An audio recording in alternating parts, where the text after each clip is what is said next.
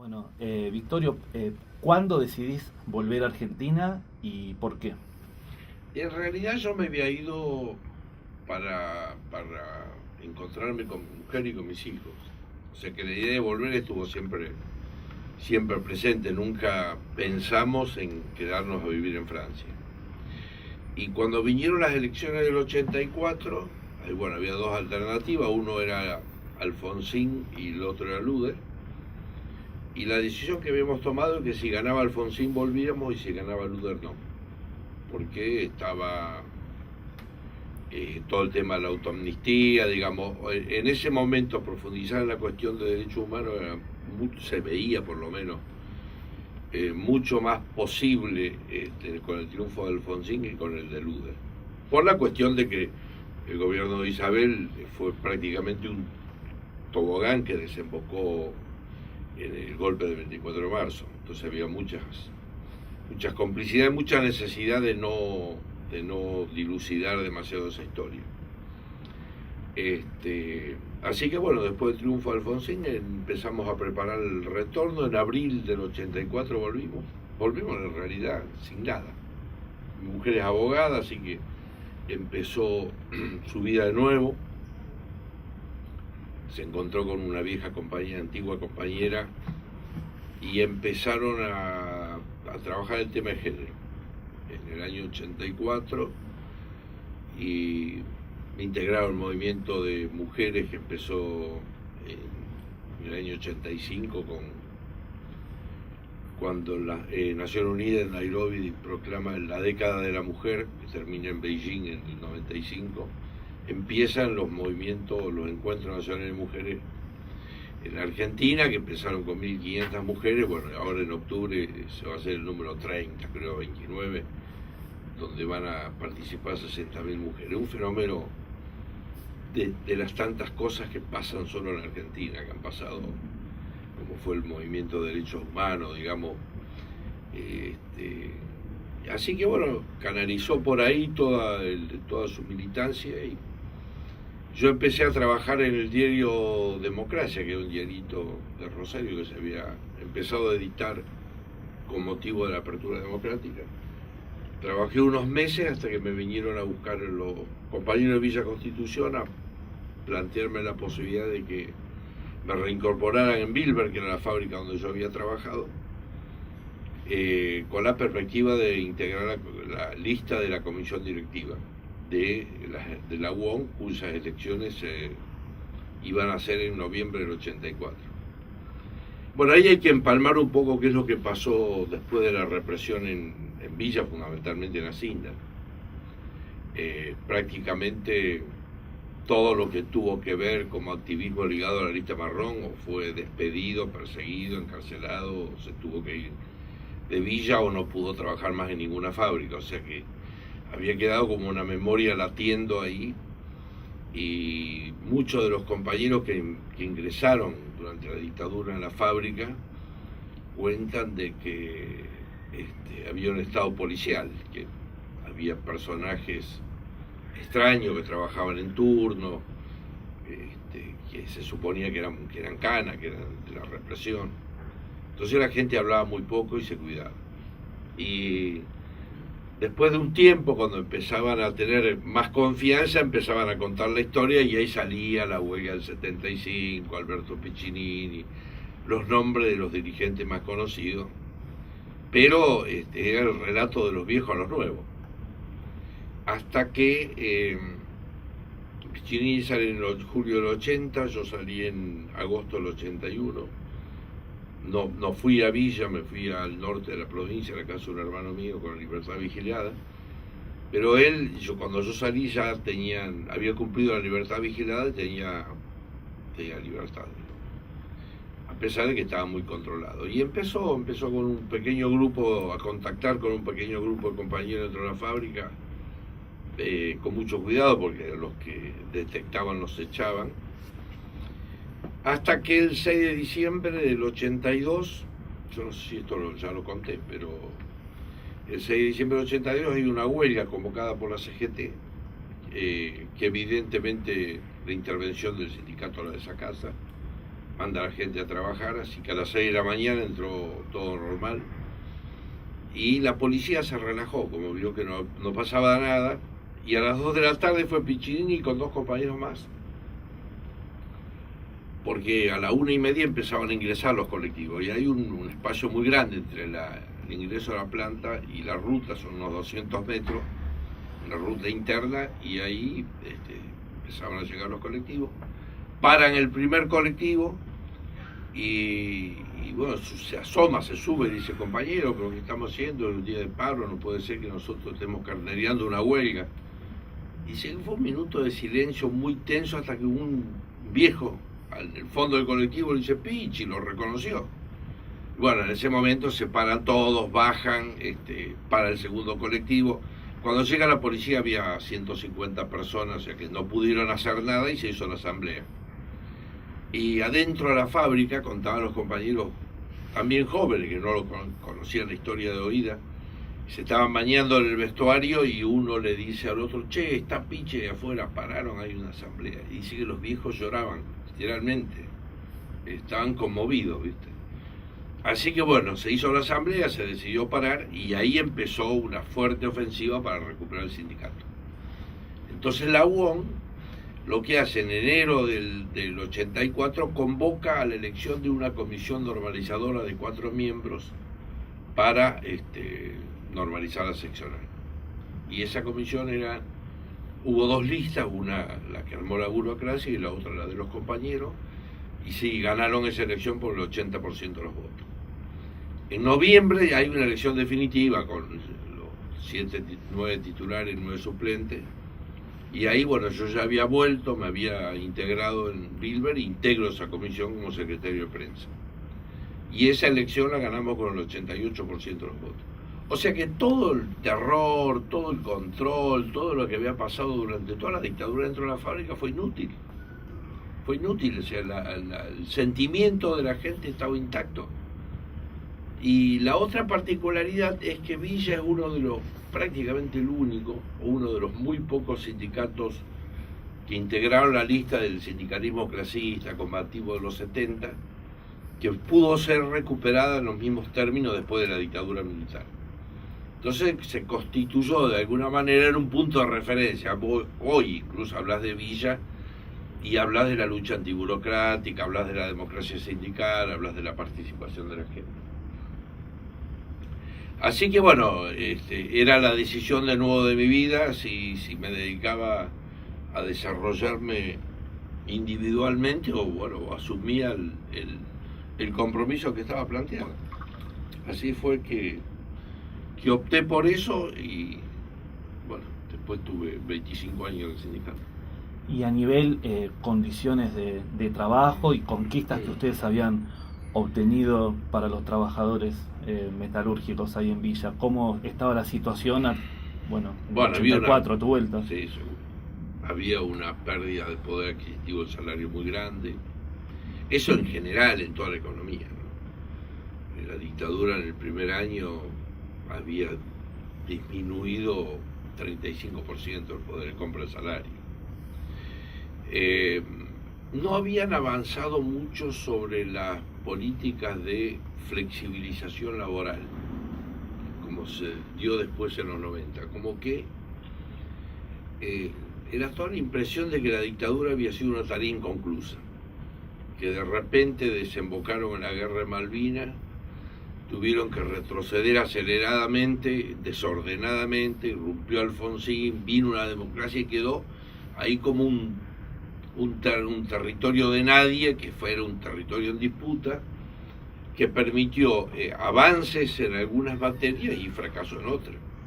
Permitió, para mí, honestamente, fue una de las conquistas más grandes de la postdictadura, que fue el juicio a la Junta, con todas las limitaciones, con todas las contradicciones, con todo lo que tuvo el juicio a la Junta, el hecho de poder sentar a los responsables militares de la dictadura, del genocidio, juzgarlos y condenarlos por tribunales ordinarios, hoy está asimilado como algo normal. De hecho ya debemos estar por los 800, 900 condenados, pero en aquel momento fue un antes y un después. Y en otras cuestiones, por supuesto, el país estaba súper endeudado, a diferencia de lo que fue la dictadura en Brasil, que fue una dictadura más de corte desarrollista. La deuda externa estaba puesta en fábricas, en rutas, acá no, acá era una enorme bicicleta financiera y bueno, es lo que se veía en ese momento. Después, con el correr de los años y viendo las investigaciones, los métodos sofisticados que hicieron para producir la deuda y cómo financiaron con el Banco de la Nación Argentina el presupuesto militar, los negocios de los militares, es impresionante. Y junto con ello, digamos, la reconversión que habían hecho del país, un país que tenía... Bueno, la desocupación hasta el golpe del 76 nunca fue un dato relevante en Argentina. Se hablaba en algún momento de creación de puestos de trabajo, de desarrollo, pero en ningún momento como aparece al final de la dictadura y los primeros años del radicalismo. De hecho, San Cayetano fue en esa época el símbolo de la gente desesperada buscando trabajo. Ubaldini, que es el emergente sindical de la postdictadura, está muy ligado a eso, a esa idea. Entonces, la lucha sindical, que en aquellos años tenía que ver con avances en la negociación de los convenios colectivos, de condiciones de trabajo, participación sindical en la conducción de las empresas del Estado, bolsas de trabajo que garantizaban a los familiares de los trabajadores que sus hijos tenían derecho o privilegio para heredar el puesto de trabajo, de una serie, tal vez de los convenios colectivos más avanzados de la época. Esas cosas ya estaban secundarizadas. Era el tema, la lucha sindical era para impedir el avance de las políticas de ajuste. El Estado de Gracia de Alfonsín terminó con el Plan Austral. Con el Plan Austral vino la unificación de la CGT y empezaron los famosos 13 paros generales que se hicieron durante el periodo de Alfonsín, que finalmente, bueno, desemboca en la hiperinflación, se fue antes de terminar el mandato y llega el menemismo. Pero lo que encontramos ahí como cuestión predominante es primero una década larga sin ingresos masivos a los puestos de trabajo, una población obrera envejecida, la época del Cordobazo, del Villazo, la edad promedio de los trabajadores era 30 años, de los dirigentes era entre 25 y 35 años. Y después, bueno, después de Martínez de O prácticamente lo que hay es destrucción de empresas, concentración económica, y no hay ingresos masivos a los puestos de trabajo. Hay recambio en algunos lugares donde hubo despido por cuestiones gremiales y demás, como el caso de Villa Constitución, que hubo nuevas incorporaciones, pero fue una clase obrera que cayó en cantidad y en sindicalización. Incluso durante la dictadura, no recuerdo bien si fue 79, 80, hay una iniciativa de resindicalizar a los trabajadores, como tenían la fantasía del modelo yanqui, digamos, que la fábrica, los trabajadores deciden si se sindicalizan o no. Bueno, por suerte la respuesta fue una respuesta masiva. Los trabajadores en su mayoría votaron o adoptaron la política de sindicalizarse, y eso es una constante a lo largo de la historia, ¿no? O sea, más allá de los dirigentes que tiene, hay una cuestión cultural del laburante en la Argentina de creer que el sindicato es el lugar donde tiene que resolver sus problemas. Y esto lo digo porque es una política recurrente.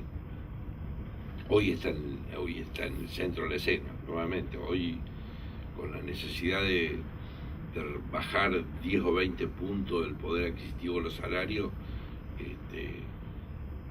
la política es de incentivar en las cúpulas con negocios o con comprar, digamos, la dirigencia sindical para hacer pasar convenios colectivos donde la gente resigne parte de su poder adquisitivo. Esta es una variante que se mantiene con algunas cosas diferentes, pero centralmente es eso, a partir de que el genocidio les demostró que no pudieron terminar la historia del sindicalismo. Porque si hay algo a lo que apuntó la represión, más allá de los movimientos guerrilleros y de la lucha revolucionaria, fue a la desestructuración del movimiento sindical. Ahí, bueno, incluso confesado en los juicios que después se hicieron por muchos de ellos, que los objetivos estratégicos eran las grandes empresas industriales que había que proteger y la destrucción del movimiento sindical. Entonces, a partir de la inviabilidad de ese camino, empezaron todas estas políticas que conocemos. Por eso es que nunca más hemos tenido dirigentes sindicales de la talla de lo que tuvimos en la década del 60 y del 70. Ayer murió Ongaro, el último que quedaba de aquella generación. Y bueno, me parece que lo que pasó, o el terreno en disputa, es de nuevo el tema de la organización colectiva de los trabajadores. Y yendo más en general a la sociedad civil, ¿vos qué efectos sociales percibiste que había dejado la dictadura cuando volviste al país? A mí lo que me llamaba la atención era cuando yo caí preso, ninguno de nosotros tenía idea de cuánto valía el dólar. La cotización del dólar era... y la sensación térmica que también apareció en esos años, no sé quién es el loco que lo inventó, pero eran las cosas nuevas. El tema de la especulación financiera, en los años 60, yo viví en pueblos chicos, el usurero del pueblo salía de noche, era un personaje siniestro que vivía encerrado y donde caía alguno desesperado a cambiar un cheque. Bueno, después de la dictadura eran los señores que se sentaban en la mesa del bar y mirá, este era el ejemplo. Lo estafó al padre, a la madre, al hermano, digo, que empezaron a emerger personajes de ese tipo, ¿no? Y la otra, una especie de cultura ciclotímica, ¿no? Así que los mismos que en el 75, 76, el gobierno de Isabel era un desastre, ponían esperanza en un golpe de Estado para ordenar el país, son los mismos que después de la guerra de Malvinas decían que había que fusilarlos a todos, pero sin una comprensión real de qué es lo que había detrás de todo eso. Y de hecho, yo no tengo duda que la Argentina en materia de derechos humanos es uno de los países que más ha avanzado sobre el genocidio, pero que más dificultades tenemos de avanzar sobre la responsabilidad civil. Acá hay firmas, hay nombres y apellidos que aparecen, si querés ir muy atrás, desde la conquista del desierto, del genocidio de los pueblos originarios, y desde el golpe de 30 en adelante, que empiezan a aparecer. Parecen listas con carbónico, digamos. Los empresarios, los grupos empresarios responsables del golpe del 76, que después reaparecen en la famosa lista de investigación de Dicola, el diputado cordobés que hizo de la fuga de los 25.000 millones en el 2001, y los Panama Papers parecían que están hablando siempre de los mismos 100, 150 nombres en la Argentina. Y bueno, ahí me parece que esas fueron las cosas que más me llamaron la atención. Después, los levantamientos de los caras pintadas claramente eran movidas defensivas, digamos, tratando de distinto a lo que habían sido las etapas previas a los golpes de Estado. La década del 50 al 60 eran más vale movidas defensivas, como que había una sensación de que no solamente el poder económico los había abandonado, ya con la CONADEP habían trazado una raya de qué es lo que se podía investigar y qué no, y entregaron prácticamente la posibilidad de juzgar a los militares, sino que entre las propias fuerzas, digamos, cada vez fue más creciente, y a medida que fueron incorporándose nuevas generaciones, el no querer saber nada con aquellas barbaridades. Esto sí era perceptible. Lo que a mí más me costó entender es por qué la comprensión de todo esto fue tan lenta en el movimiento obrero. Y creo que hubo un nivel de complicidad sindical muy importante en la represión, en la confección de listas, en la entrega de trabajadores. Tuvieron que pasar un par de décadas largas. De hecho, recién con la retomada de los juicios, con la derogación de las leyes del perdón de Kirchner, empezaron a crearse comisiones de derechos humanos en los sindicatos que no habían tenido ninguna política en eso. En la etapa anterior éramos muy pocos los que teníamos las listas de los compañeros desaparecidos, que hacíamos los homenajes,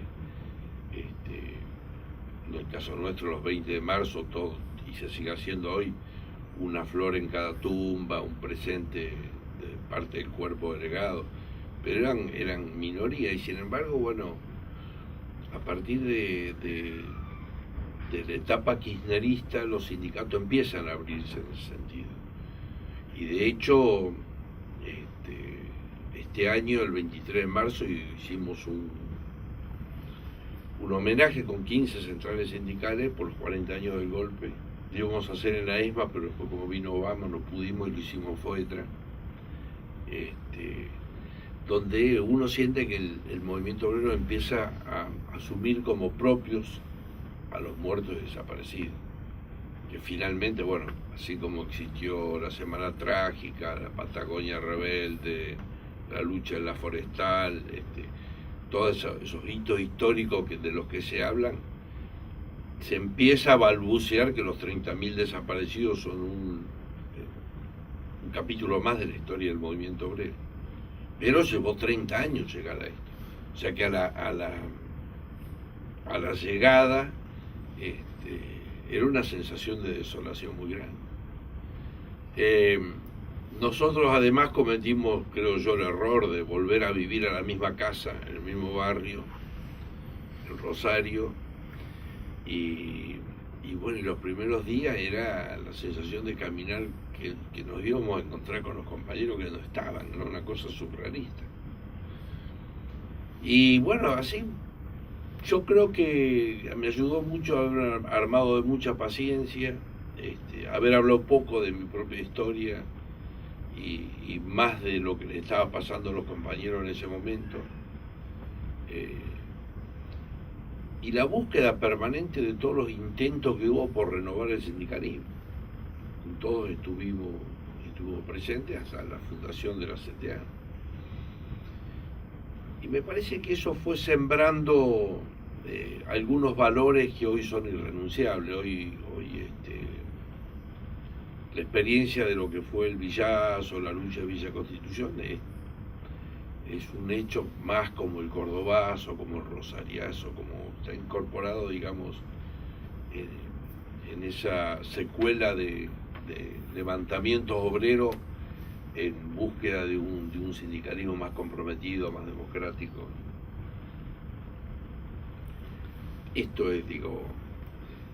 Sí, retomando en parte sí, lo que comentabas recién, vos pudiste hablar de tu detención, digamos, y de lo vivido en la cárcel en esos años, es decir, a tu vuelta, es decir, pudiste compartirlo con alguien, ¿había alguna condición de escucha para todo lo que te había pasado? Sí, con los compañeros que quedaban, con la familia, con los amigos. El movimiento, yo vivía en Rosario, siempre vivía en Rosario. El movimiento de derechos humanos en Rosario siempre tuvo un grado de desarrollo importante. Y hubo a lo largo de todos esos años una serie de actividades que de alguna manera te contenían. Ahora, el relato no es esto que estamos haciendo ahora. Uno contaba lo indispensable y centrando fundamentalmente los episodios donde apareces como víctima. Pero rescatar la historia en los términos que fue pasó muchos años después. ¿Y cuándo sentís que empezó a pasar? Para mí empieza después del 2003, donde empieza a tener sentido hablar de esa historia, porque ahí pasaron varias cosas juntas. Una que a mí me sorprendió mucho y me conmovió mucho fue la aparición de los hijos. Los hijos aparecieron cuando tenían la edad de sus padres cuando desaparecieron. Yo recuerdo un acto cuando fueron los 20 años de la muerte de Santucho, que es el mismo día que secuestraron a mi hermano y a la madre de una especie de hija, que es ahora diputada de la Cámpora de Rosario,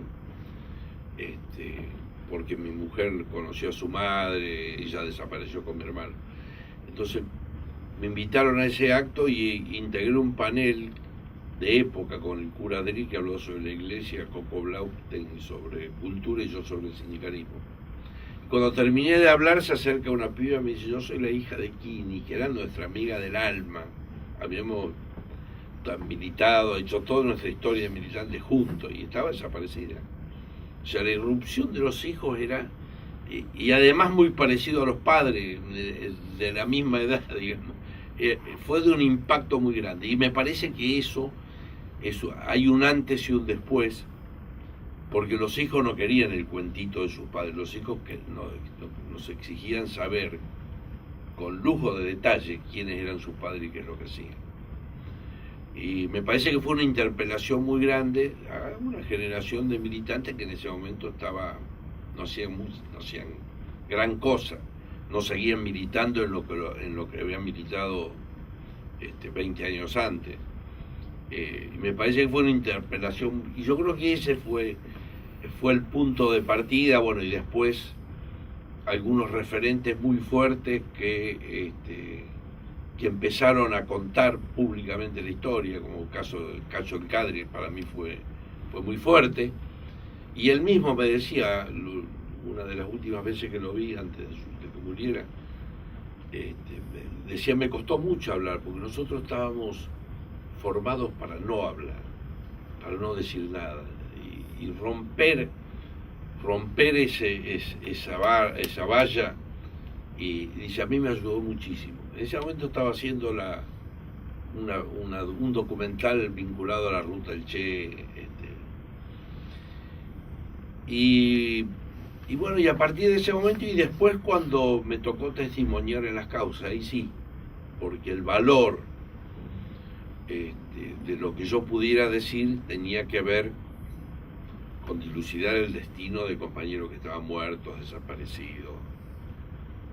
Para mí lo de los juicios, además de las condenas, porque ya hay algunos que tienen tantas perpetuas acumuladas que pareciera innecesario juzgarlo una vez más, es el tema del valor de los testimonios. Y a mí me hicieron participar, no sé, 3 veces por lo menos como testigo de concepto, porque yo caí en Cana en el 75, en mayo. Y las atrocidades ya venían, pero se intensificaron hacia fines del 75, las desapariciones y después del golpe. Y sin embargo, en el juicio de la causa FESET, Díaz Besone, en Rosario, ya el tribunal venía abriendo la investigación hacia el tema de la responsabilidad, la pata civil, hacia la responsabilidad empresaria. Y el caso Asíndar es un caso emblemático. Entonces por eso fue que pude testimoniar, y la última vez lo acompañé a Berbisky, que habló sobre ese testimonio, y estaba presente Amelón. Amelón es un represor condenado a perpetuo en Rosario, pero su padre era ingeniero en Acíndar, tenía como 8 o 10 hijos, una familia muy católica, y los montoneros lo matan después de la huelga al padre, pero el hijo hizo atrocidades. Y Berbisky habló sobre la responsabilidad empresarial. Y al día siguiente pidió declarar a Amelón y dijo, si la defensa no lo hubiese traído si la fiscalía no lo hubiese traído a Berbisky, yo lo hubiese llamado. Porque lo que dijo sobre nuestra responsabilidad y la responsabilidad de quienes no son juzgados es así. Si nosotros nos vamos a poder ir en la cárcel, y los empresarios, los responsables económicos, no les va a pasar absolutamente nada. Me parece que fue una cuestión de mucho valor, y en ese sentido en Rosario la represión estuvo muy centrada en el Gran Rosario, en el cordón industrial, en San Lorenzo, en Villa Constitución, y ahí se ve claramente el papel de las Fuerzas Armadas y el papel de los empresarios en la planificación de la represión. Entonces el hecho de haber podido participar a mí me dio una cercanía mucho mayor con la historia. O sea, ya no era el relato de hechos ocurridos hace 30 años, sino que eran cuestiones actuales que hoy están en discusión. Hoy de nuevo la política en la Argentina, la economía en la Argentina se define con los mismos parámetros, con los mismos actores y con los mismos personajes que estuvieron presentes en aquel momento. Más allá, digamos, de tu vuelta al sindicato y a la fábrica, cuando volviste al país, ¿formaste parte de algún organismo de derechos humanos o de expresos políticos? Siempre me invitaban, tenía la primera participación orgánica que tuve fue cuando me incorporé al CELS hace unos 10 años más o menos, 2006, 2007. Porque a mí me gustó mucho el trabajo que hizo el CELS en tema de derechos humanos, sobre todo su participación en las causas, porque bueno, nosotros lo vivíamos más dramáticamente cuando yo era joven, pero el tema del servicio de los abogados en las cuestiones de derechos humanos, en un país donde, como decía una consigna de un Congreso Internacional de Derecho Penal en Francia, cuando los abogados corren el destino de sus defendidos, la presencia del fascismo es innegable, y que en la Argentina pasó muchísimo. Y que bueno, yo creo que lo que te dije antes de la aparición de hijos y demás, también fue la aparición de abogados de esa generación, que vos los ves presentes en la mayoría de los juicios de lesa humanidad. No son viejos abogados, son pibes, y han hecho un trabajo increíble. Bueno, el CEL fue en alguna medida fue un gran facilitador de eso. Y soy parte de la comisión directiva, tenemos una reunión mensual, se discuten las grandes políticas, o las políticas generales, no hay política más grande que otra, los trazos generales, y para mí es un espacio que me contiene mucho, me ayuda sobre todo en el tema de consolidar pisos. Es indudable que vivimos una etapa de restauración después del 10 de diciembre. Y sin embargo, si uno mira cómo operan sobre el tema de derechos humanos y el cuidado que ponen de no arrasar con todo, porque son conscientes de que hay un piso de conciencia en la sociedad que no permite determinadas cosas. Y ese piso lo construyeron las madres, las abuelas, los familiares, los hijos, la movilización popular. La marcha del 24 de marzo de este año es un hito histórico. Bueno, está bien, eran los 40 años y los 40 días.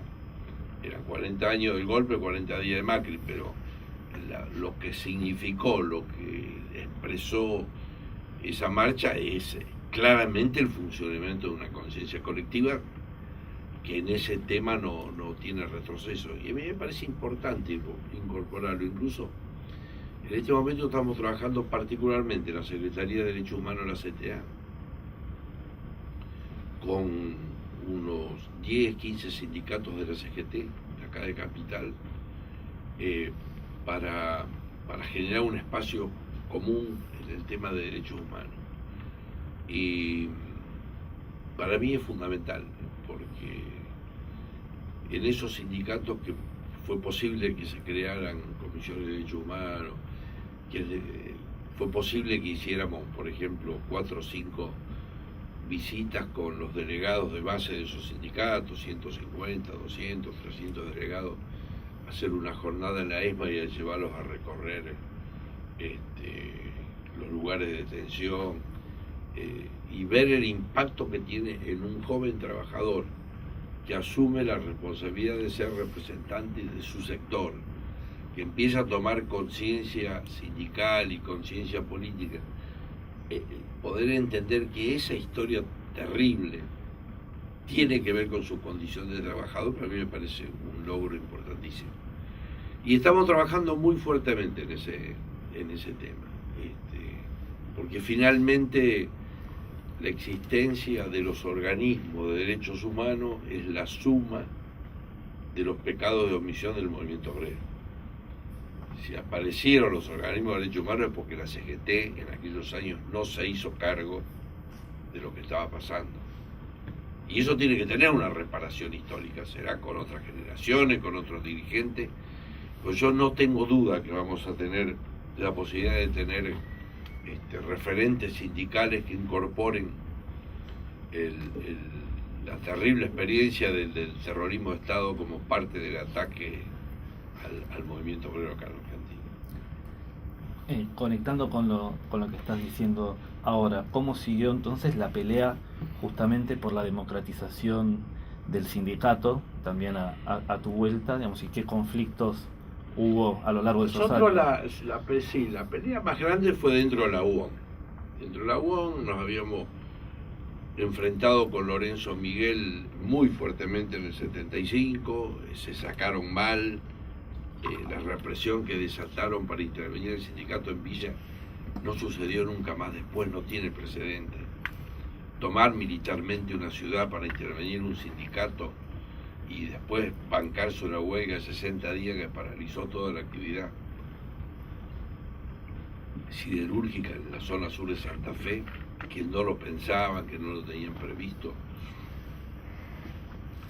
y que finalmente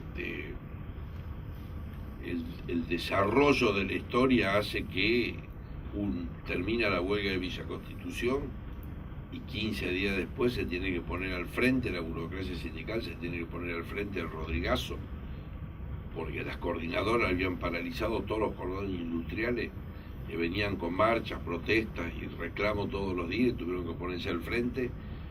Se termina yendo López Rega, y tienen que cambiar el plan económico y respetar paritarias libres. Cuando se estaba discutiendo un 35% promedio de las paritarias, la UON termina firmando por el 147, o una cifra parecida. Y que bueno, después viene el golpe y hasta Lorenzo Miguel va preso. Yo creo que así como nosotros realmente lo que había pasado lo entendimos en la cárcel, también ellos. Entonces la recuperación del sindicato fue un hecho traumático. Para el primero, para el Rengo Acevedo, que era el dueño de Cinder, que según cuentan los antiguos gerentes de allá, que les había prometido a todos de que Piccinini nunca más iba a pisar la fábrica, ni iba a pisar la fábrica sobre su cadáver. Y se tuvo que bancar de que recuperara el sindicato y se tuvo que sentar con él a discutir. Y el segundo problema fue para Lorenzo Miguel, porque cuando él va preso hay un acuerdo dirigencial de los secretarios generales de que nadie va a negociar con la intervención militar en la UON. y parece ser que el único que nunca fue Hugo Curto. Los demás desfilaban. Entonces yo había roto, o sea, me hace acordar de cosas que pasan hoy. El frente interno estaba muy deteriorado. Así que cuando vieron lo que había pasado el 6 de diciembre, dieron esa posibilidad de elecciones para normalizar. De hecho, el delegado normalizador fue Naldo Brunelli, que es de la seccional San Nicolás, que está ahí pegada y que después sigue siendo hoy secretario general de San Nicolás, fue secretario general de la CGT en algún momento.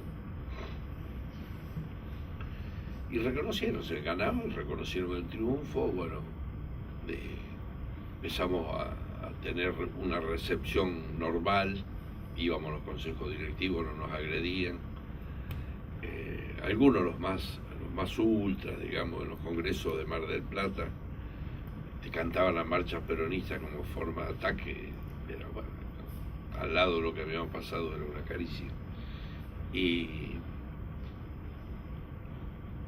seguimos ahí, en un primer momento había como 8 o 9 seccionales que se consideraban recuperadas en la primera elección del 84, pero después se las fueron una a una, se las fue comiendo Lorenzo, o sea que nos dimos cuenta de que era muy difícil establecer una relación de fuerza que permitiera recuperar a UOM, por el sistema electoral que tiene, elecciones indirectas.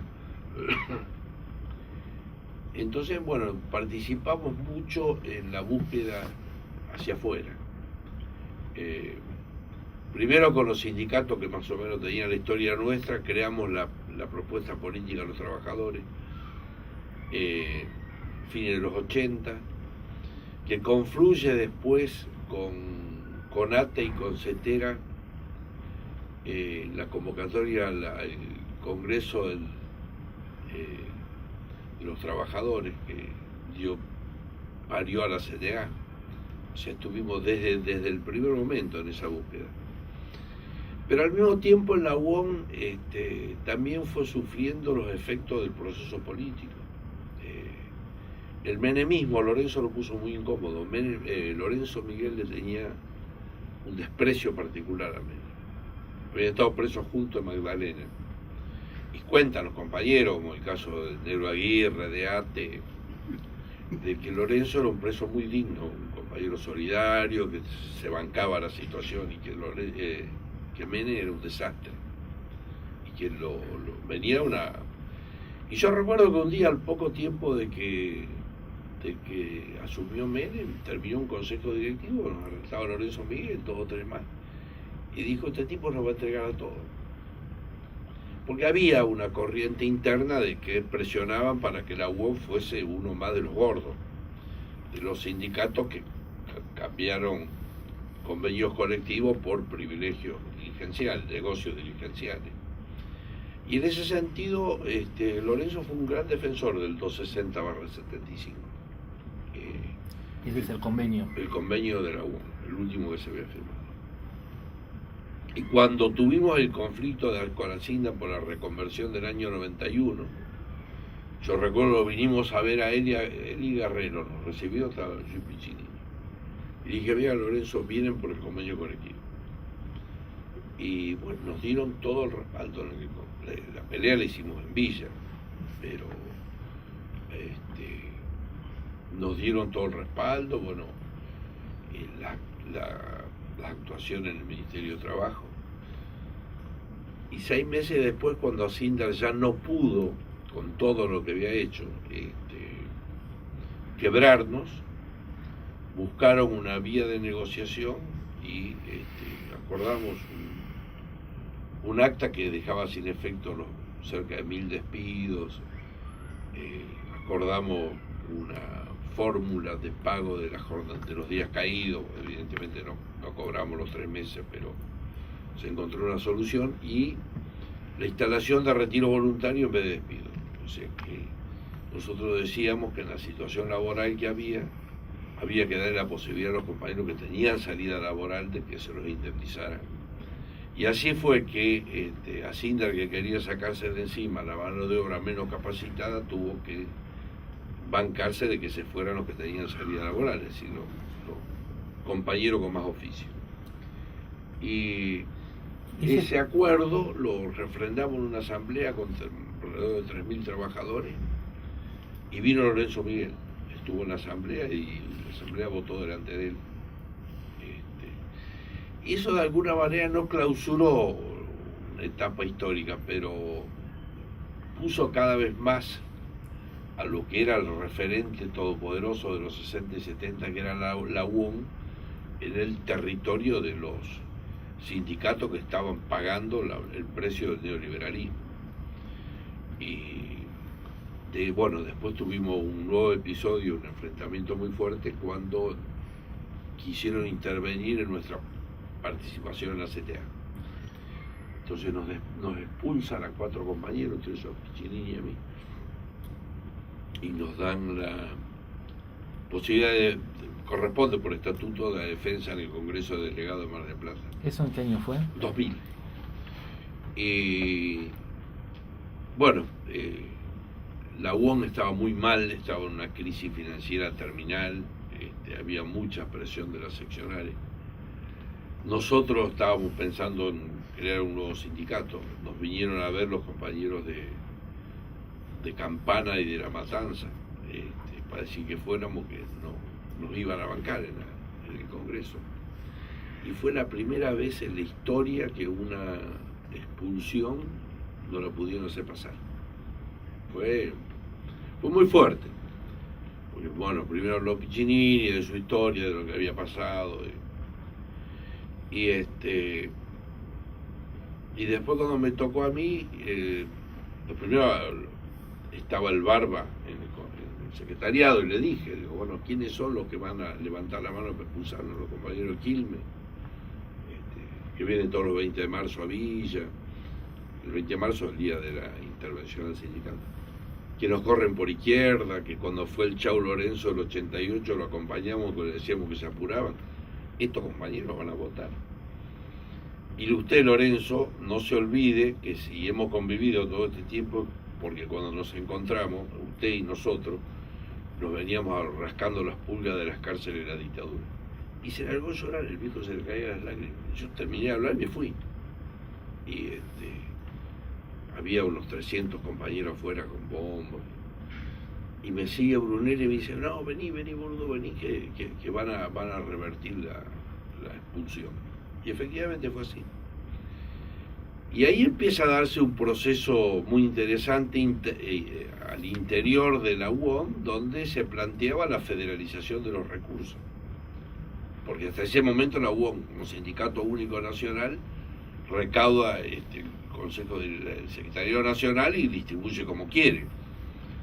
Entonces, empezamos a plantear de que el 80% de la recaudación de sindical y de la obra social tenía que volver a las seccionales.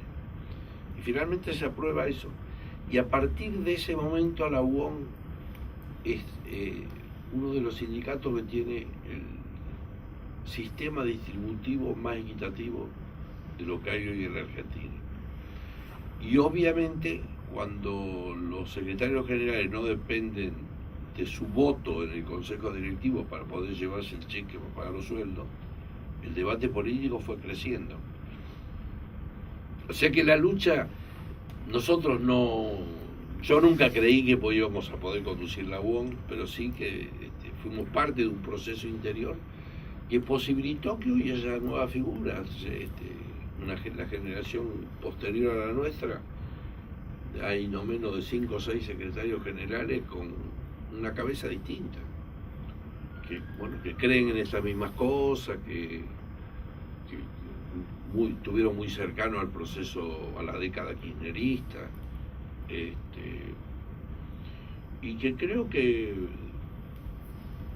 fundamentalmente logramos de que se abrieran de la práctica corporativa y que tengan participación en la realidad que los rodea, con los otros sindicatos, con los conflictos sociales, con las peleas. Todo eso fue producto de estos 20 años de lucha interna en la UOM para terminar con lo que era, te repito, el bandorismo había hecho de la UOM un modelo sindical vertical, intervencionista, había sido prácticamente el punto de negociación con la dictadura de Onganía, la dictadura más retrógrada que hemos tenido en términos de concepción de organización de la sociedad. Y bueno, todo eso se logró por lo menos quebrar y empezar a revertir. ¿Qué cargos ocupaste en el sindicato? Fui secretario de prensa, después fui 3 veces secretario adjunto y 2 veces secretario general. Después del 2000, ahí cuando los expulsan, Piccinini se infarta en ese consejo. Se salvó, pasó muy mal y dejó, fue diputado nacional y yo quedé 8 años a cargo del sindicato.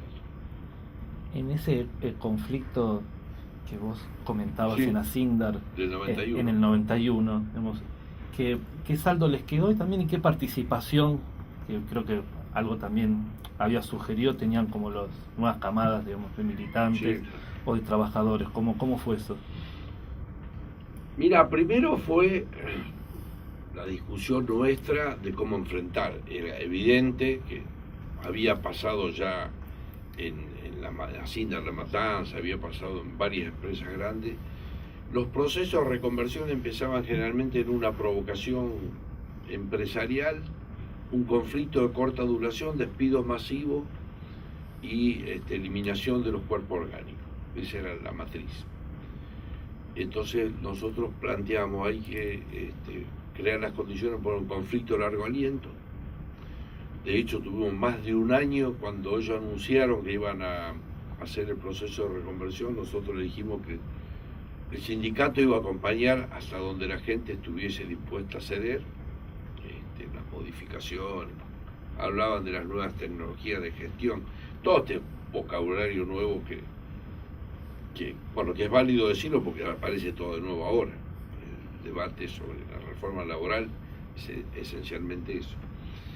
Y nos preparamos, teníamos mucho contacto internacional en países donde se habían aplicado esos métodos, qué le había pasado a los sindicatos. Y hicimos una muy fuerte alianza con los supervisores y los fuera de convenio, que tenían sindicatos. Entonces los fuera de convenio, recuerdo, habían reproducido un trabajo sobre la reconversión en Nissan en Inglaterra, la rosa roja de Nissan, 5 o 6 hojitas, donde mostraban claramente cómo todos los jefes que habían participado en los procesos de selección y de reconversión, cuando terminó el proceso los echaron a todos porque ya no les servían, le habían hecho hacer el trabajo sucio. Y nos sirvió mucho el hecho de que no podían ejecutarla, porque aplicaron, la curva gaussiana, todo el personal, cada jefe tenía que poner el punto de 1 a 5, entonces el 1 y el 2 eran imprescindibles, pero el 4 y el 5 eran descartables. Hicieron locuras de ese tipo. Y eso tuvo que ver también con el acuerdo final donde nosotros dijimos retiro voluntario y se va el que quiere, porque ellos ya tenían con nombre y apellido y a quienes tenían que despedir, sector por sector. Bueno, toda esta negociación, esta discusión duró un año. Y teníamos el problema que la acería que se había inaugurado en la época de la dictadura, la gente trabajaba en condiciones muy duras, nos manejaban con un silbato, no tenían descripción de tarea, le hacían hacer de todo. Entonces nosotros planteamos de que había que hacer la descripción de tarea para hacer la reconversión. Y los sectores, como en la acería, los compañeros empezaron a tener mucho más ordenado su puesto de trabajo, su obligación y su derecho. Y ahí, en un momento dado, Asindar se rayó, dijo, esto es un engaño, tenemos más rigidez que antes, no se ha avanzado nada, el sindicato lo único que hace es demorar la cuestión. Llegamos a fin de año, las vacaciones, cuando el día que entraban de vacaciones, llegan los primeros telegramas de despido. Entonces, ahí venía el tema de cómo hacer con un conflicto de largo aliento. Entonces fuimos al Ministerio de Trabajo de la provincia, vinimos al Ministerio de Trabajo de la Nación, en los dos dictaron conciliación obligatoria, y Asindar decide no acatarla. Entonces, cuando Asindar no acata la conciliación obligatoria, hacemos una asamblea con el tejido de la fábrica en el medio, los que estaban trabajando de un lado, los despedidos del otro, y la asamblea votó de que nadie cubría los puestos de los compañeros suspendidos o despedidos. O sea que ya y el sindicato llegó hasta ahí, después era la actitud de cada uno.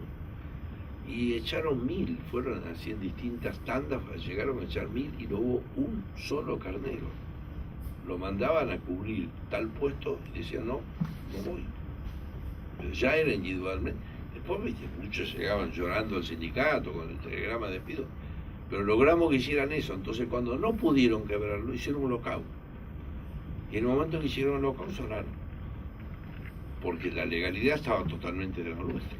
Y eso que era el año 91, el neoliberalismo en pleno estado de gracia, privatizaciones en puerta por doquier y en ese momento suponte estábamos en un 8 o 9% de desocupación y en un año y medio lo llevaron al 20 y pico.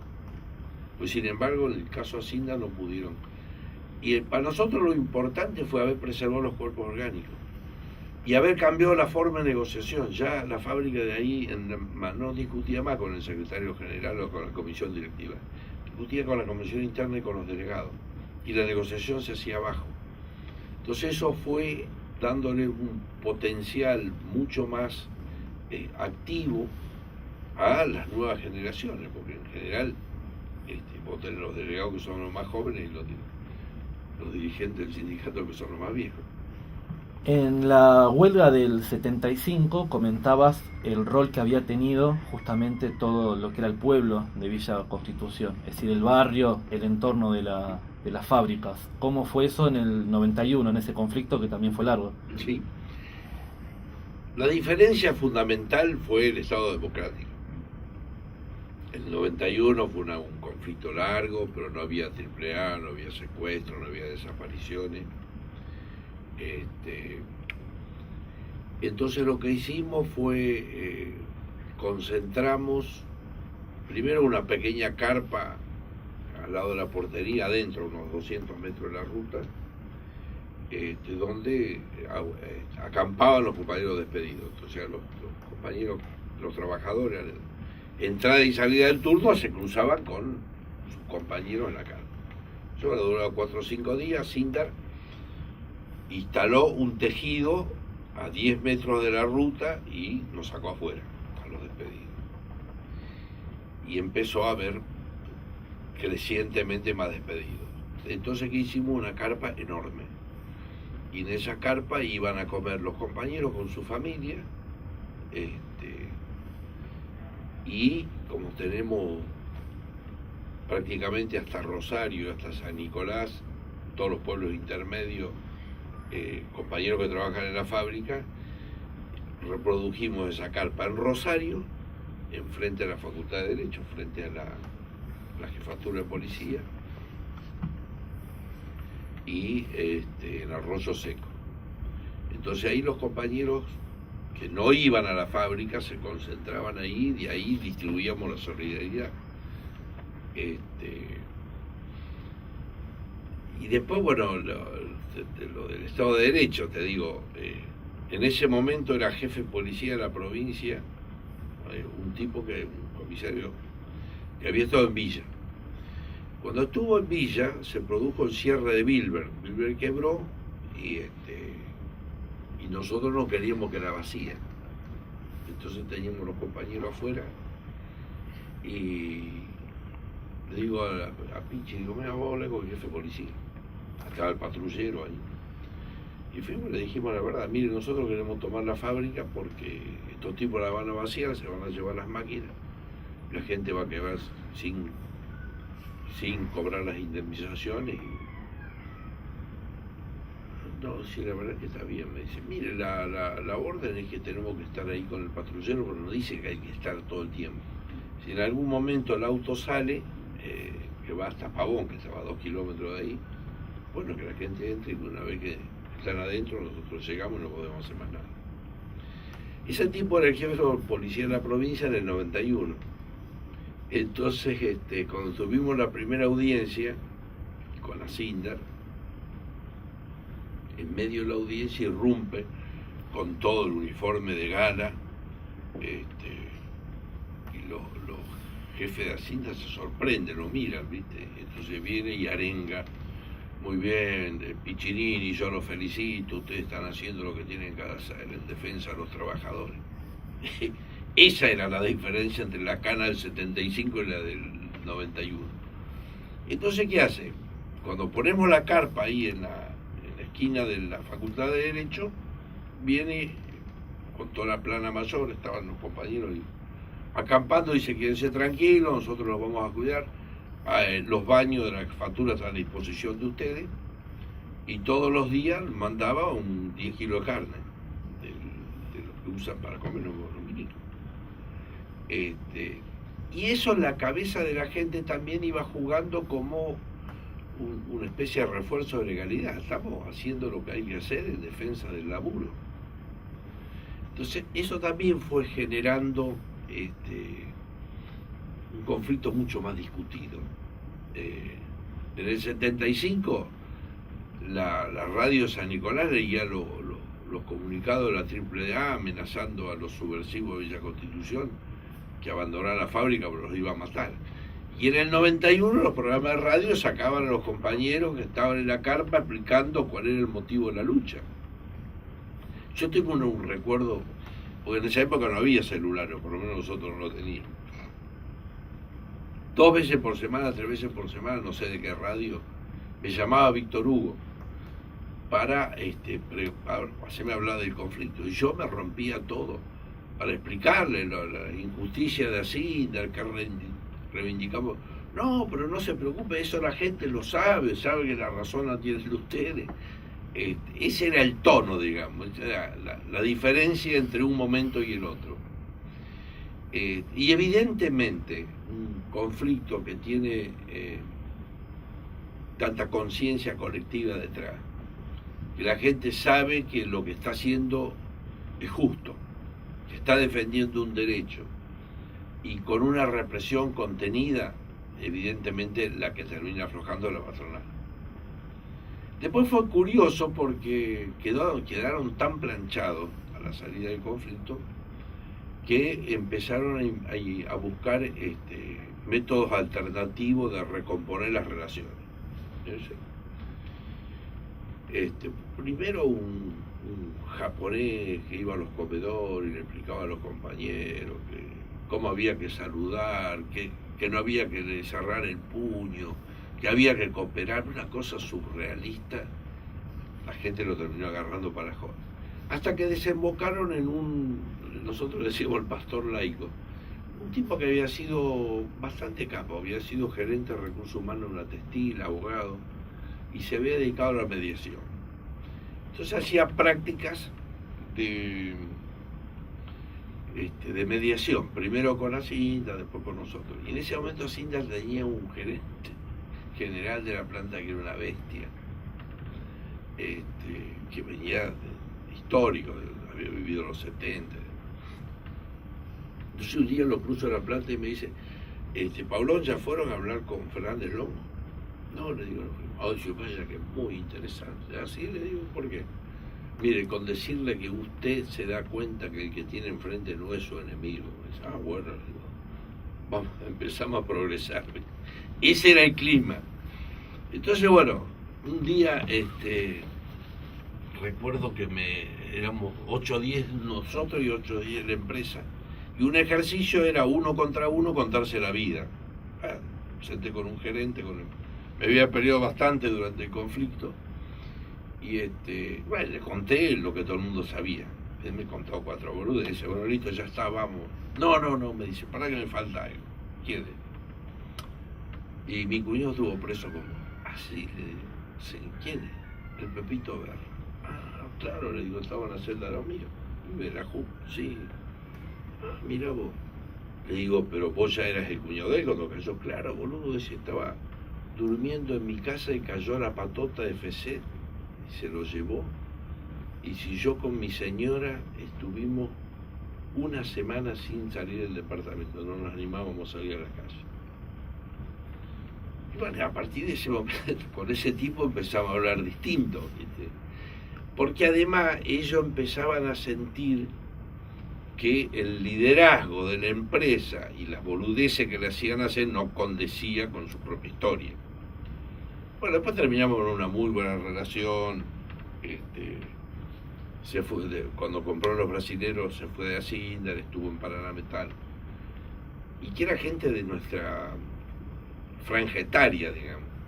O sea que lo que se dio en el 91, desde el conflicto en adelante, un diálogo mucho más de igual a igual con los cuadros medios de la empresa.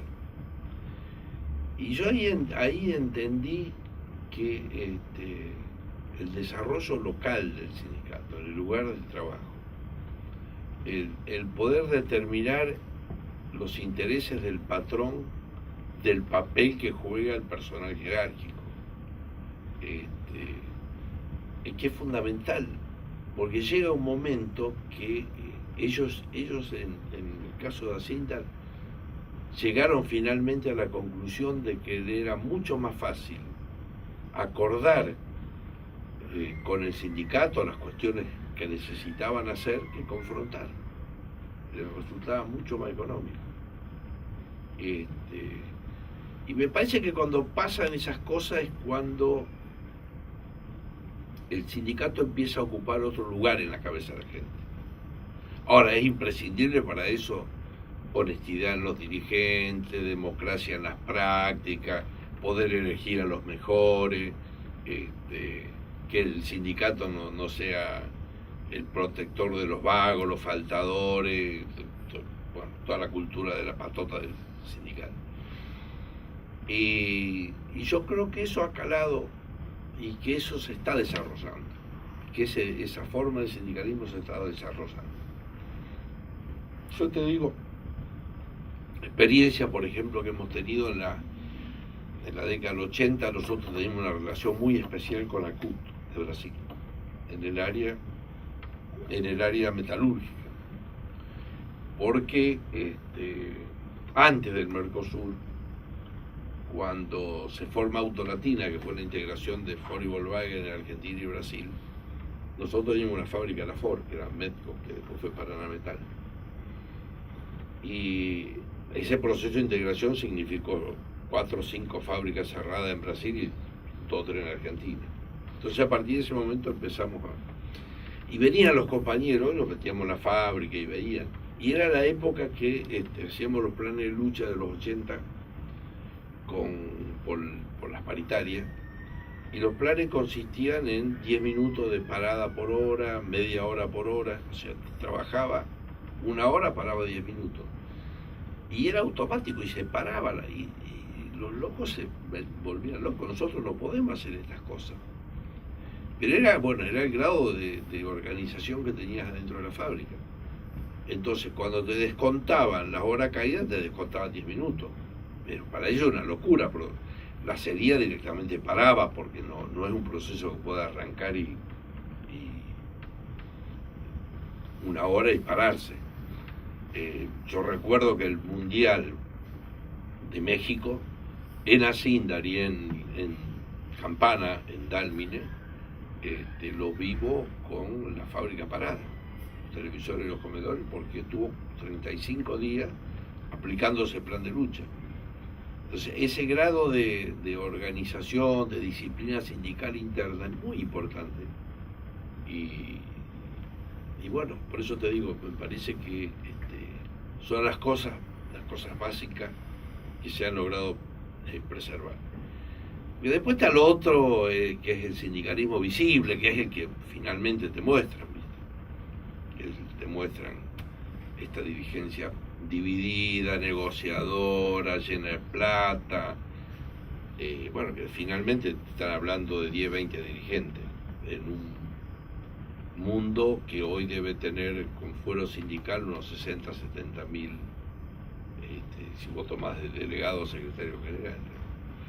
Pero bueno, es el que públicamente está incidiendo. Entonces me parece que en la puja entre esos dos modelos está la posibilidad de generar otra cosa.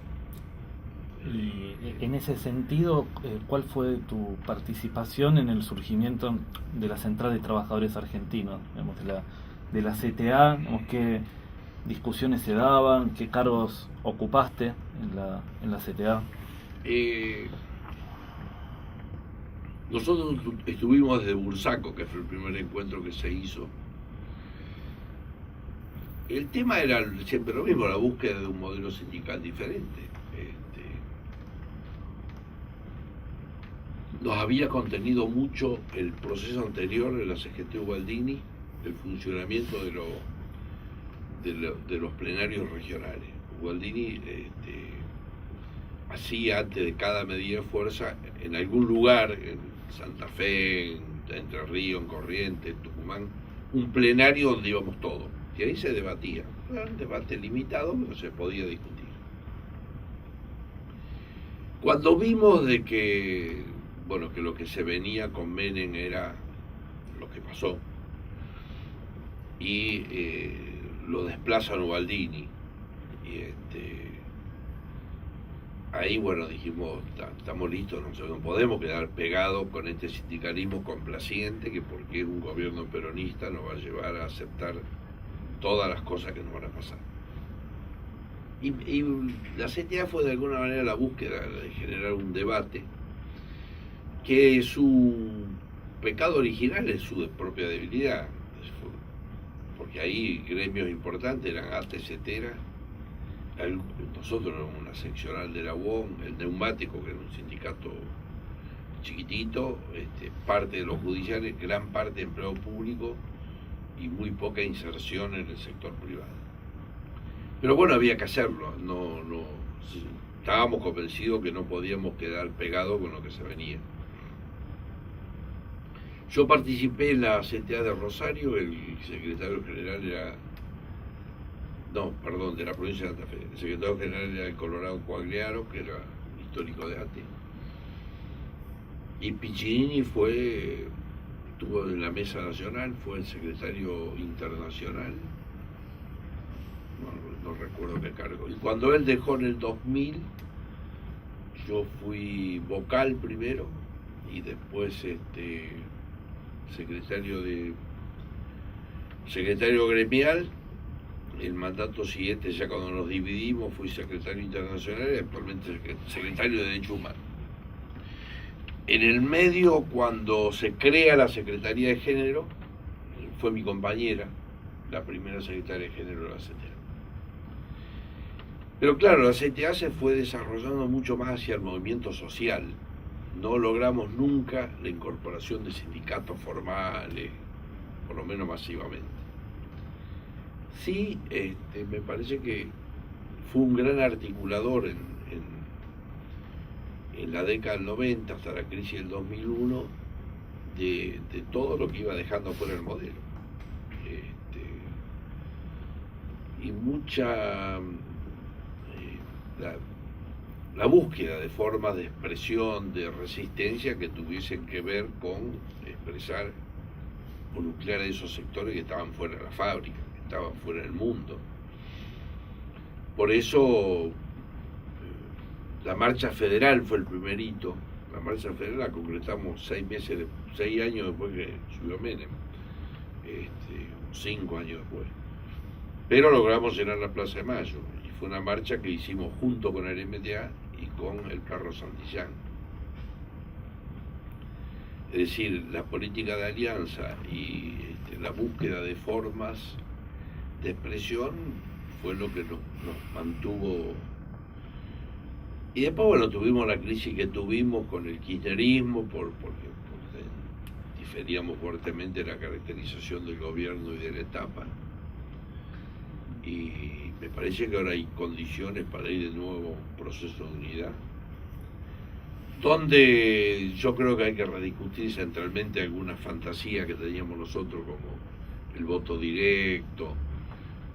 Cuando no hay estructura, hay que tener prácticamente una estructura como el gobierno nacional para controlar una elección así, porque si no, el fraude que nos dividió fue una de las experiencias más traumáticas que tuvimos.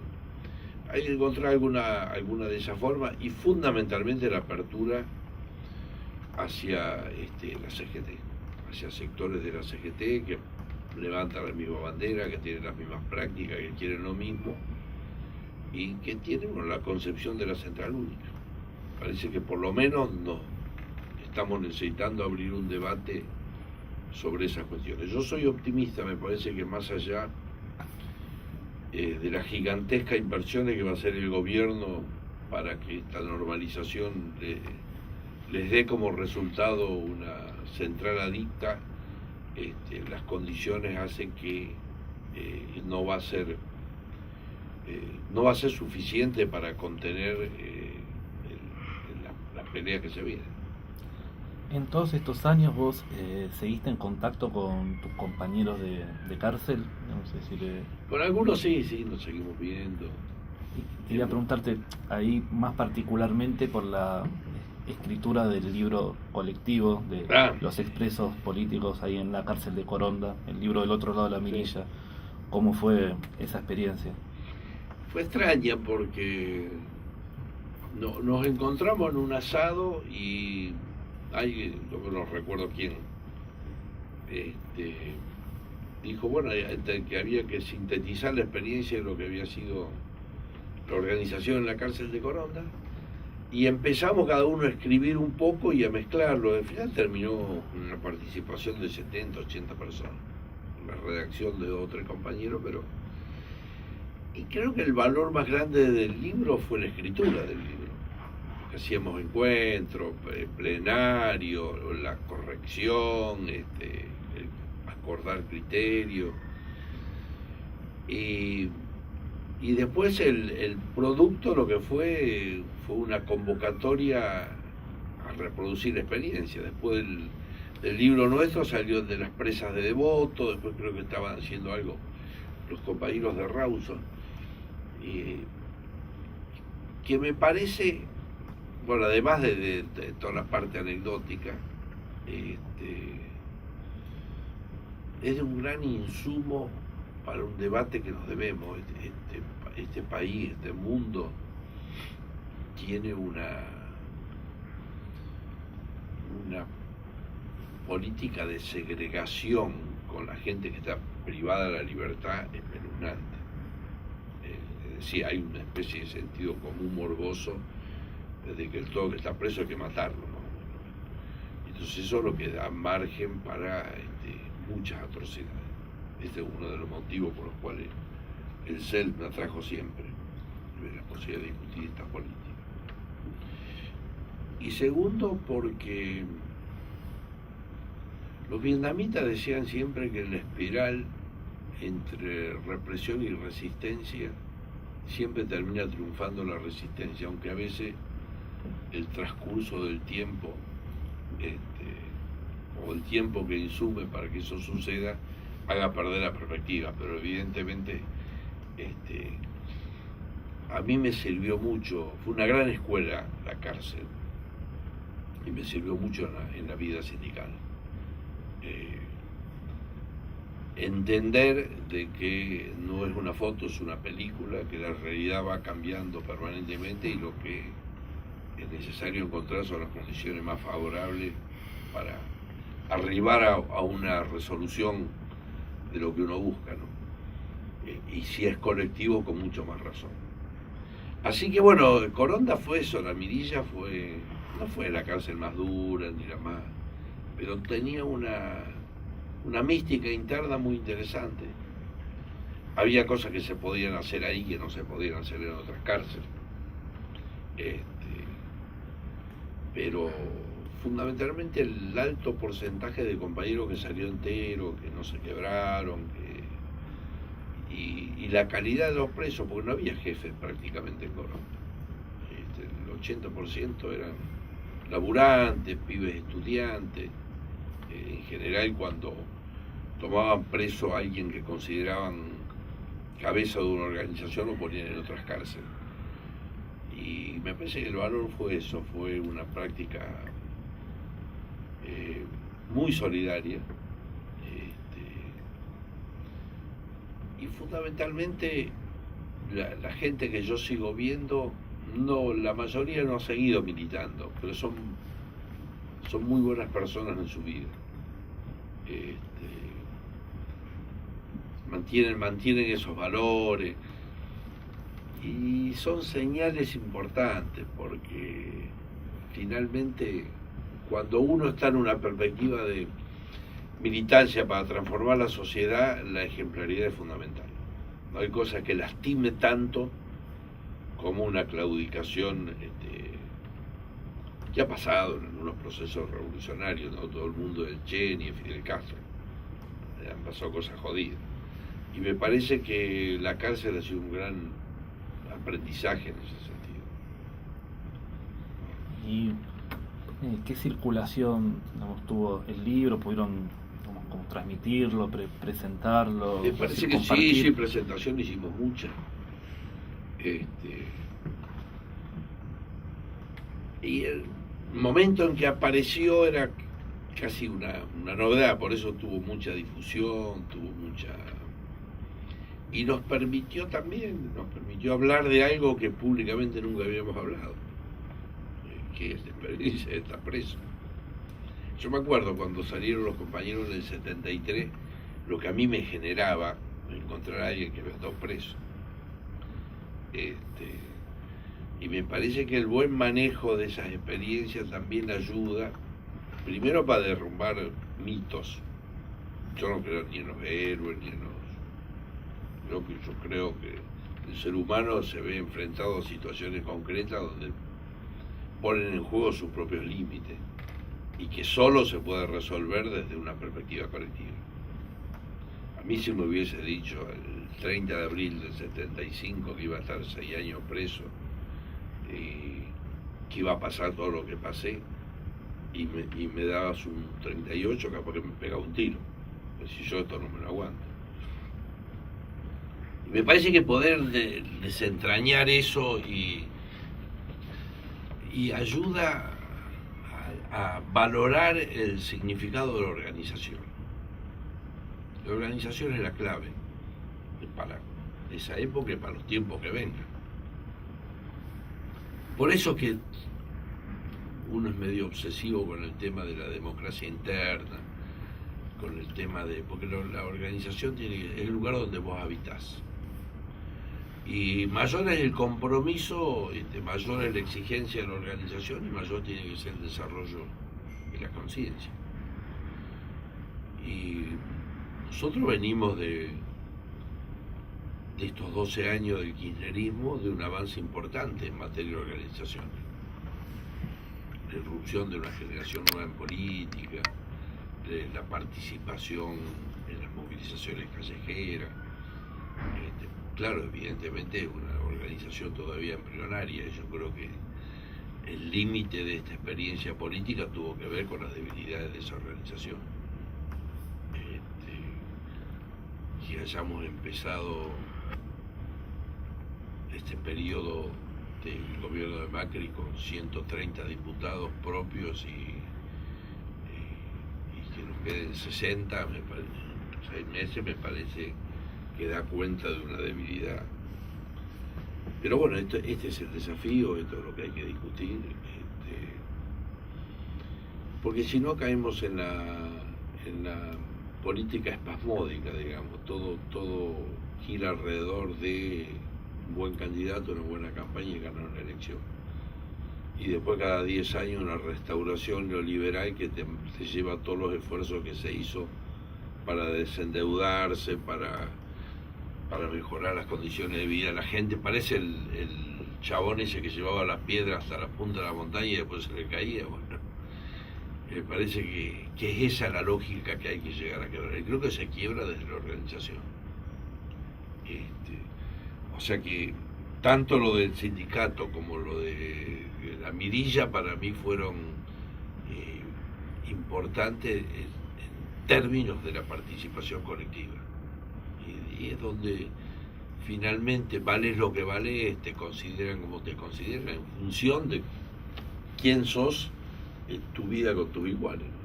Volviendo al sindicato, vos en el 2012 editaste un libro justamente sobre que se llama Una larga huelga, sobre la huelga del 75. Te quería preguntar cómo fue también entonces el proceso de escritura de ese libro, por qué lo escribiste, qué objetivo tenías. Yo tenía Para mí era un gran desafío, viste, eso de que plantar un árbol, escribir un libro. Bueno, no, yo quería sintetizar, transmitir un hecho que evidentemente marcó un hito en la historia del movimiento obrero, que fue el Villazo, pero al mismo tiempo hacerlo desde mi propia subjetividad, como lo había vivido yo, que me había pasado.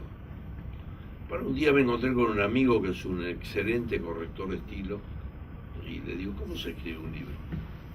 Primero se pone el título, después capítulo 1, no, tarado, me dice, vos tenés que escribir, vos escribí, bueno, fue lo que hice, escribí, y después le dimos forma. Y yo creo que salió un lindo producto, por lo menos lo pude presentar, lo presenté en muchos lugares, sobre todo los jóvenes dirigentes sindicales, porque es un poco la historia del cáncer a mano. Digo, lo que yo cuento lo puede hacer cualquiera, le puede pasar a cualquiera. Y de vuelta, me parece que somos parte de una generación que vivió muy intensamente, que es una experiencia, una historia que hay que recuperar y que hay que transmitir. De esta forma, como lo estamos haciendo acá, escribiendo un libro, contándoselo a un grupo de pibes, declarando en un juicio o cuando te invitan en una cátedra para hablar de algún tema de la época. Pero me parece necesario, porque es la forma que finalmente que nuestro pueblo se dio tropezando a lo largo de la historia. Y también de recuperar la memoria de lo que uno le pasaba en determinado momento. Yo me acuerdo cuando me encontraba con un viejo de la Resistencia que te contaba lo que hacía, cuando me encontraba con alguien que había vivido el primer gobierno de Perón, o la década del 30, de dónde venían, que mi viejo era muy narrador. Mi abuelo fue un gringo desalojado varias veces en las estancias en la época de los conservadores, y él y sus hermanos pudieron comprar una chacra con el primer gobierno de Perón. Entonces tenía una forma de narración eso, que a mí me modeló mucho la cabeza. Y yo creo que nosotros tenemos mucho para aportarle, ¿no? El tema es bajarse de los pedestales, el tema es poner la humanidad al alcance de la juventud. Porque si no, pareciera que es la carrera por heredar personajes, y no es así. Esta es la carrera por consolidar organización. Este es el desafío de la época. Y quería justamente que recién comentabas acerca de los juicios, algo habías dicho antes sobre algunas causas en las que declaraste, particularmente si había alguna causa abierta por la desaparición de tu hermano. Sí, no, abierta no, fue juzgada, ya hay sentencia firme, sí. Lo único que no hemos podido dar con su paradero. Y en esa sí, en esa declaró mi mujer, declaré yo, declaró una prima mía.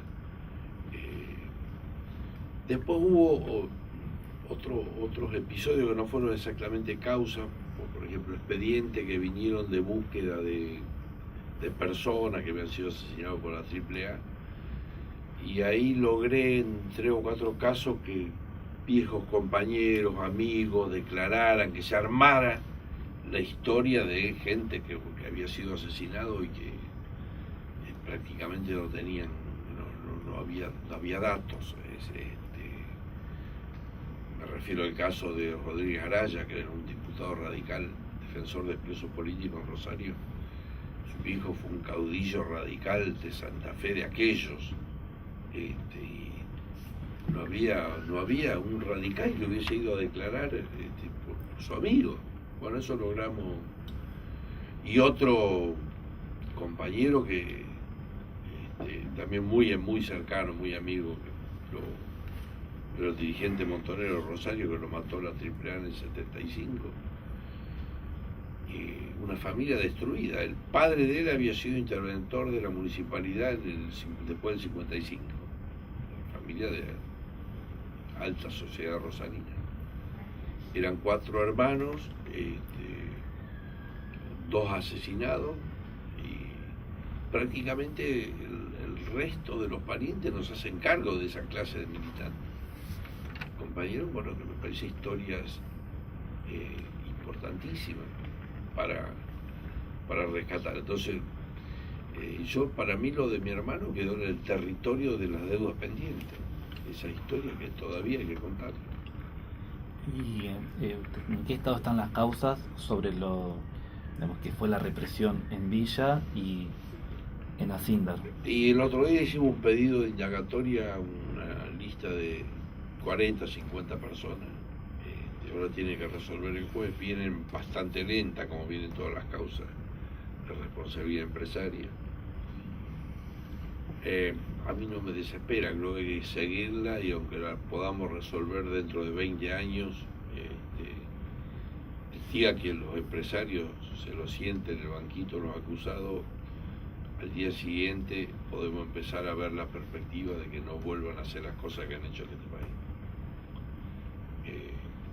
Es así, yo cada vez más pasa el tiempo y más me convenzo de esa especie de conjura clasista que funciona en la política argentina. Es así.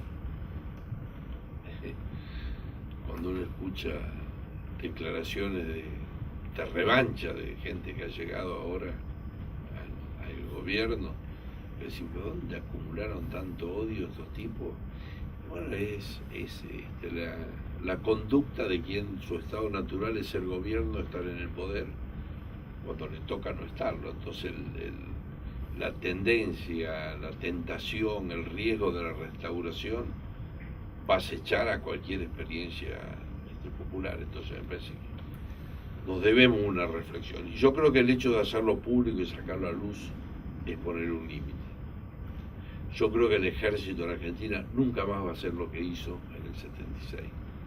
Pueden pasar otras cosas, pero ese tipo de encontrar una generación de vuelta de militares reprimiendo sin espalda como lo hicieron, sabiendo que aquellos a quienes defienden después los entregan como perros, yo creo que no lo van a volver a hacer. Y hilando con esto, entonces, como que balance más general haces de los juicios en cuanto también para mí avances y materias pendientes también. Sí, eso es real, eso existe. Yo tengo una valoración casi extremadamente positiva.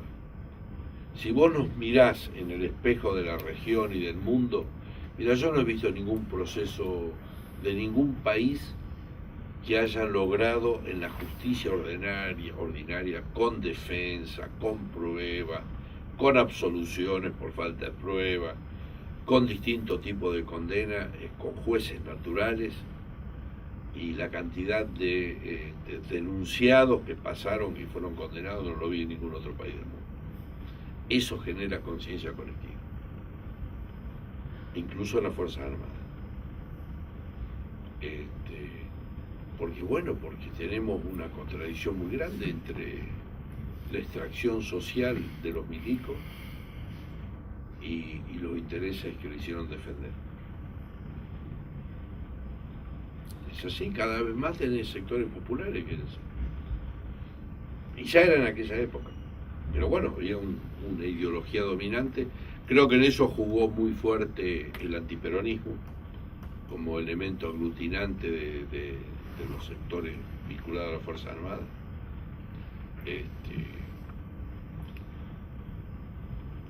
Pero yo no, te repito, con respecto a los juicios, muchas veces discuto con los compañeros, digo, mirá, lo que se ha logrado ya es histórico.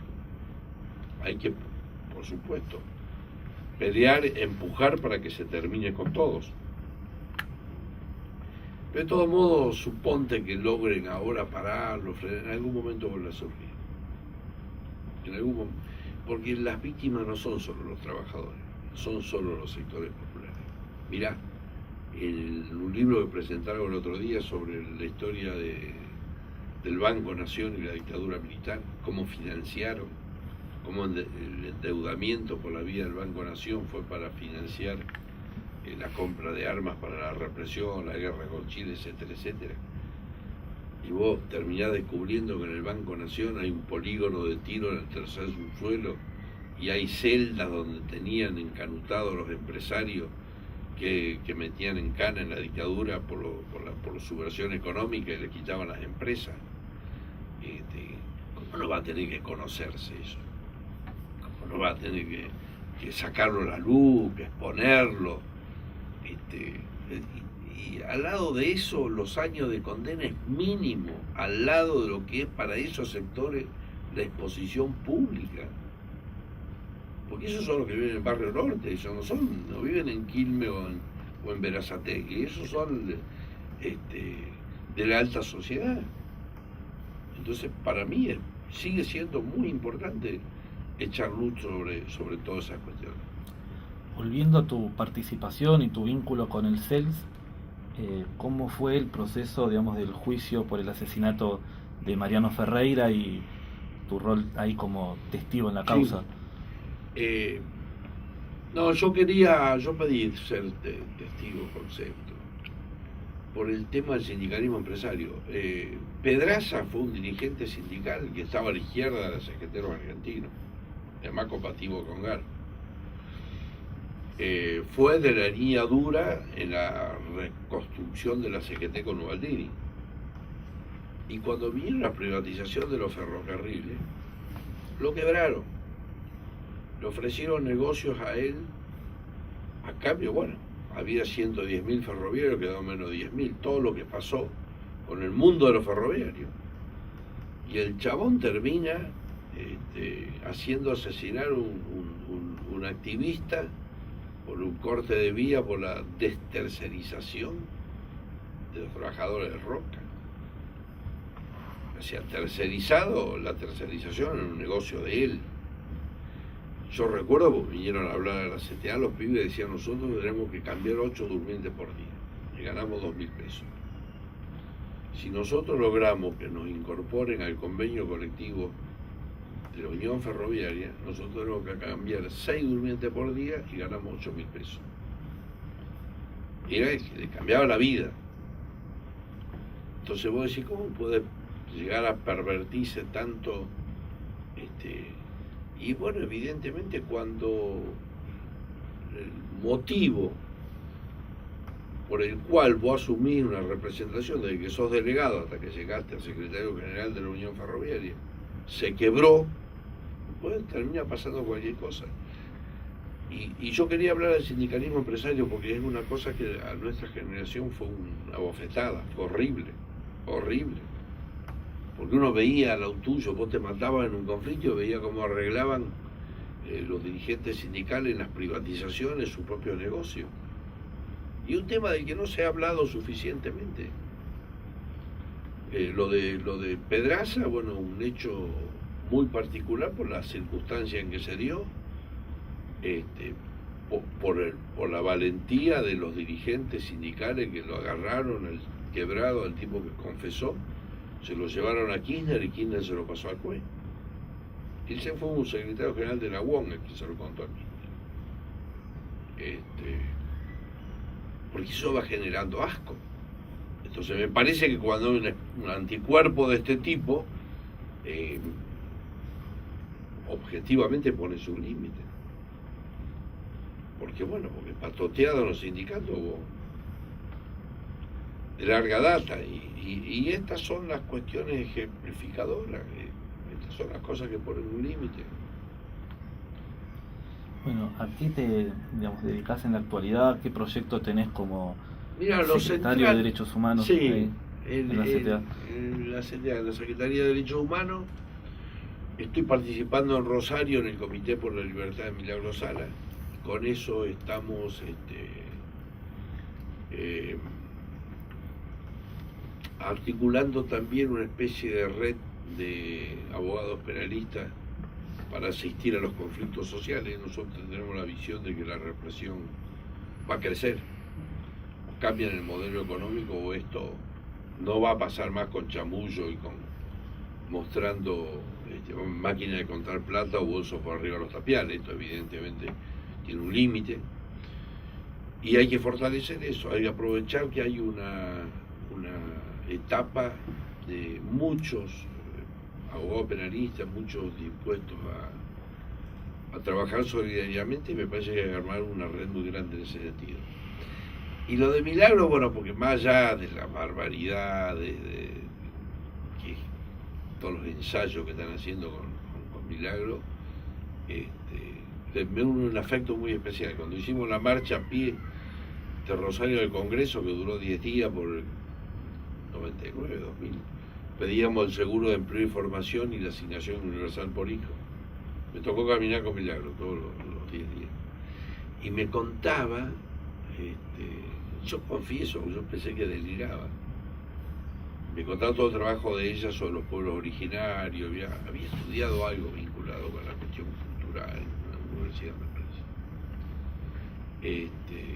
Pero ella tenía una gran vocación por reivindicar los derechos de los pueblos originarios, de su pueblo.